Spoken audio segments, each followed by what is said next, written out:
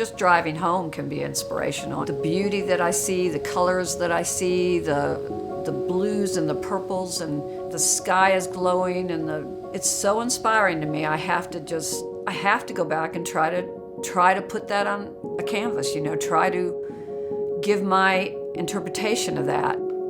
That's the exciting part for me. My name is Janet Jacobson, and I'm an artist, and I work and live in Hendersonville, North Carolina.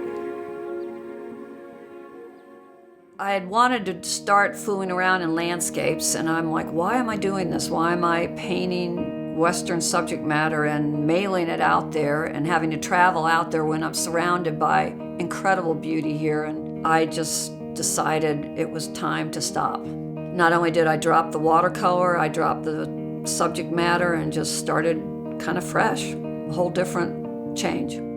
There's different stages along each painting that you're either elated by or you want to hurl yourself down the stairs over, so it's up and down, really. I can look at a painting and like, something's missing and I don't know what it is, and it's a series of problem solving, trying to figure out what does this painting need, or I'm there, and I don't need to touch it anymore. It's right, Starting it on the canvas and that's the exciting part for me. The finishing is the part that's not exciting, It's like, that's the part that's really difficult, is knowing when to put the brush up and say, okay, it's done, I could not paint. I have to paint. I have tried quitting before, and it's like an addiction. It's like, it truly, if I had to describe painting, it's like an addiction. You're never satisfied, and there's always a better painting around the corner. You can always do better. And my husband's heard me scream lots of times. I can come down the stairs, he said, bad day, and I'm like, bad day. Or a great day. Each painting it's different, and different elements come into play for each painting, and you learn something from every painting. So it's a unique process. Often you see a lone barn, amongst the mountains, where the landscape is uncluttered, and this kind of melancholy and nostalgia that evokes how our mountains used to look, And I guess it's for how I want it to be, I want it to be a simple, beautiful, uncomplicated landscape, and maybe that's what I'm trying to do. Quality time remaining. I don't know how much more of that I have, and so I want to make the most of it, and I want to paint every second, and I deserve to paint every second right now, That's my plan, I hope. Just keep plugging along. Keep learning every day, I hope.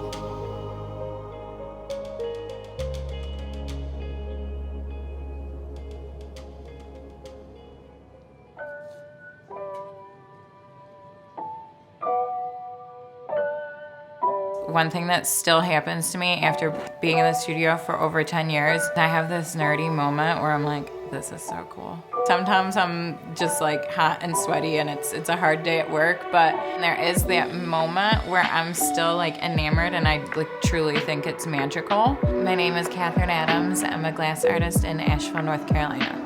We start by pulling molten glass out of the furnace, this material that you can't touch. There's almost this element that's like a little dangerous. You're like, I can't believe I'm doing this. And you're working in a team with another person, and the specific people that I work with are almost all female, which is kind of fun and exciting. You have this awesome dynamic and conversation and kind of dance that you're doing with them. There's another set of eyes, there's another set of hands, but then everybody kind of has their own little moves that they do. The newspaper we joke, it's like our fanciest tool, right? It's actually just like 8 pieces of folded newspaper. It's really the closest you're ever gonna get to kind of touching the material. A lot of the tools and techniques that we're using for glass blowing have been around for hundreds of years. My one main tool, the jacks that I use, those have been the same for 900 years. I'm really attracted to this technique that's like made my life really hard. Often for the creation of like one final piece, I'm actually making 2 pieces. I have to go through the same amount of steps for both pieces. A lot of measuring and sort of preciseness comes into place. there's the moment where they can get joined together.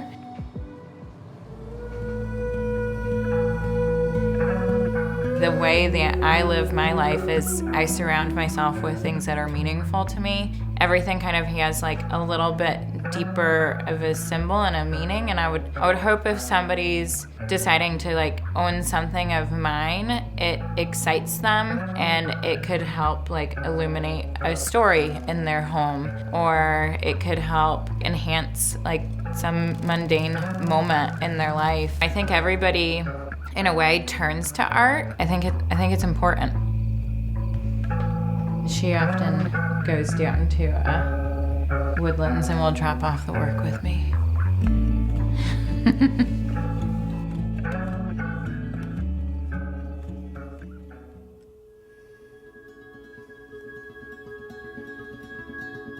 As I went to bend down by the cabinet, the plank fell over and conked me on the head. And the professor wasn't even in the room. He was down the hall, but he heard the sound of wood and skull and came running in. Almost immediately, I started to feel aloof and dizzy.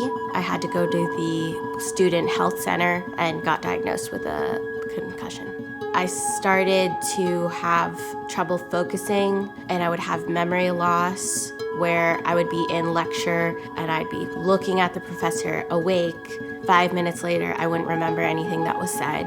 I was feeling very anxious because of this lack of concentration. Nobody knew how bad my depression and anxiety was until midway through junior year, I left. After going through such depression and anxiety, paralyzing anxiety, I just wanted to be happy. Clay was key to that happiness. I didn't realize until I left school that I didn't learn properly in like an academic setting. I used to think I was a visual learner, but now I know that I'm very much a hands-on learner. I would load kilns, mix glazes. I started trying different clay bodies, and I found a glaze that I really love. I started tweaking it, and every kiln I would unload, I was like, they're good pots, but they don't show off my skill, and they don't like sing for me, you know, and really represent who I feel like I am. I had 2 months of work that I put into this one kiln, and I lost the whole kiln, 2 months of work, because of an issue between my clay body and the glaze that I had fallen in love with. I came to Sarah, who's one of my main mentors, and I was like, what do I do? Sarah suggested, if you don't want these pots, get some of your frustration out by going and smashing them. So I had a smashing party and let my frustration out. After that, that's when I decided to start testing different things and found slip trailing.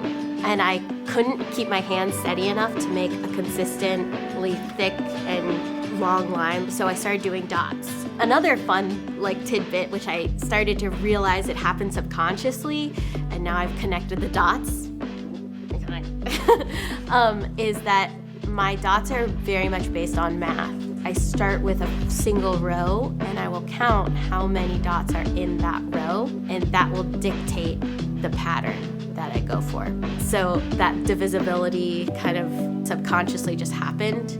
But then I was like, oh, right, this is coming from my still very active mathematical, analytical side of my brain. I create these designs and, you know, the forms that I like because I'm like, oh, I like this. This makes me happy. I feel like a certain twinge in my body where I'm like, ooh, that's a good piece. Overlay with the nature of the kiln that I can only control so much, and that what naturally happens in there offsets my own personal precision with everything I do. Then the kiln will do what it wants to do. It's symbolic of life, of how life will do what it wants to do, and you have to find the beauty in the product after. How do I strive to be like my mentors and my now studio mates, who are still my mentors? I mean, they're always going to be my mentors. I'm at the beginning of my career, they're in the middle and have experienced so much in their career and look to me and are so happy for me and my success. It's really empowering to have women who have done this for a living to look at you and say, you can do it, you are doing it, and we're so proud of you. One of the most invaluable things that I could have. I'm Katie Maley Messersmith. I'm a resident potter at the Village Potters down in Asheville, North Carolina's River Arts District.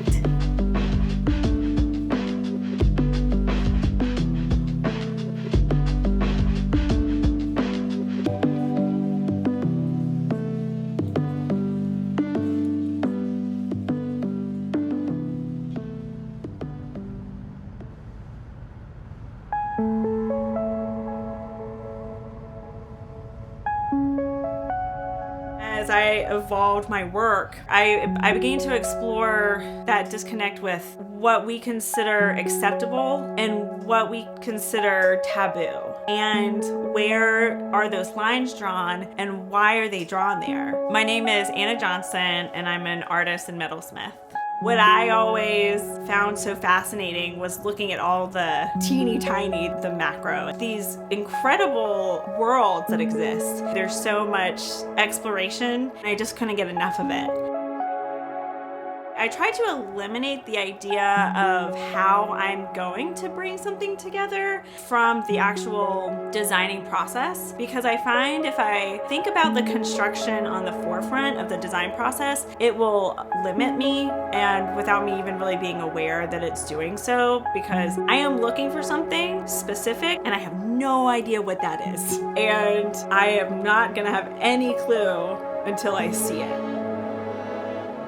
It keeps me coming in to that macro again, keeps me observing, keeps me curious, and keeps me open to learning and seeing new things.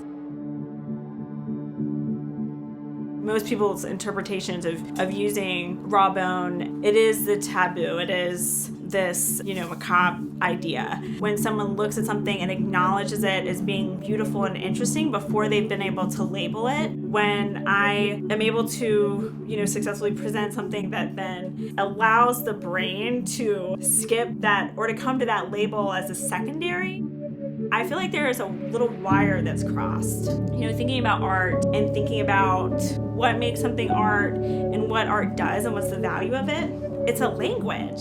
And it's really important. It's a really important language because it communicates things that can't be verbalized. It's more of like a feeling. I think the ability for it to shift someone's state of mind in like such subtle or maybe more powerful ways is so valuable.